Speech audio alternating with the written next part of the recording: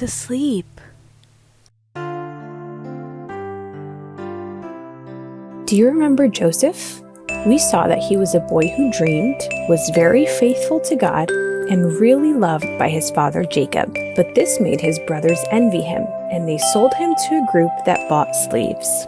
Should we continue and see what happens in this story?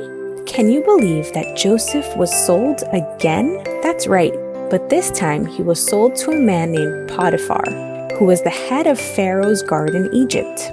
Potiphar was very fond of Joseph and trusted him. Joseph was responsible for looking after all of Potiphar's things, but Potiphar's wife fell in love with Joseph. But Joseph knew it was wrong, and he wouldn't do anything bad against his boss and against God. So he rejected Potiphar's wife. She lied to her husband, saying that Joseph had done bad things to her.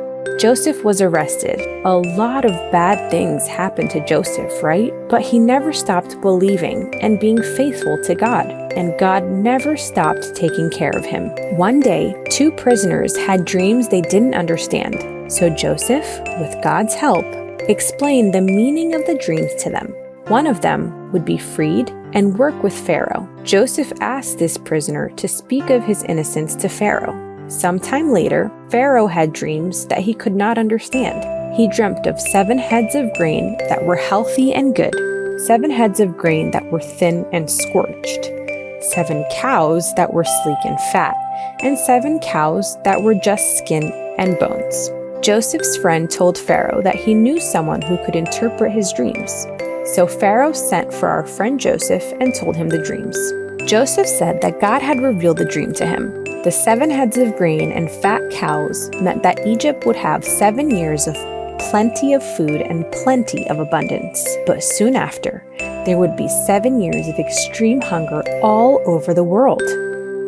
Pharaoh recognized the greatness of God and the wisdom of Joseph. So he made him the governor of Egypt. Joseph prepared all of Egypt for the famine and stored food during the 7 years of plenty. Only Egypt had food for this difficult time period. The famine reached the city of Joseph's family, so Jacob asked his sons to go to Egypt to buy food. Arriving there, they bowed to Joseph, fulfilling the dreams that Joseph had when he was young. This happened many years later. Therefore, the brothers did not recognize Joseph, but Joseph had not forgotten them and knew that they were his brothers. However, Joseph did not reveal his identity. To test his brothers and see if their hearts had changed, he set up a situation with Benjamin, the youngest brother. Joseph hid a silver cup in Benjamin's backpack, accused him of stealing, and because of that, he would be a slave in Egypt. His brothers went into despair, for Benjamin was Jacob's favorite, and they begged for their younger brother's life, saying that Jacob would die of grief at losing Benjamin. Joseph, very moved, realized that his brothers had changed. Joseph could no longer keep a secret. He revealed himself to his brothers and forgave them for hurting him in the past. Everyone hugged.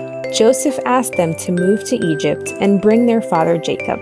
Jacob could barely contain his joy when he discovered that Jacob was, in fact, alive. What an incredible moment! The family that suffered so much managed to forgive the things of the past and is now reunited and full of love for each other. Do you see, little friends? Family should always be like this, united, full of forgiveness, loving, and always caring for one another. And what can we learn from Joseph? That in life, we can live good days and bad days, but God already has all of our days written down and is with us at all times. Joseph went through many hardships and even injustice, but in the end, he was a great hero to his family and people. God never abandoned Joseph, and he will never abandon us. This was one more story from our 3 Little Words bedtime stories. Now close your eyes and have sweet dreams.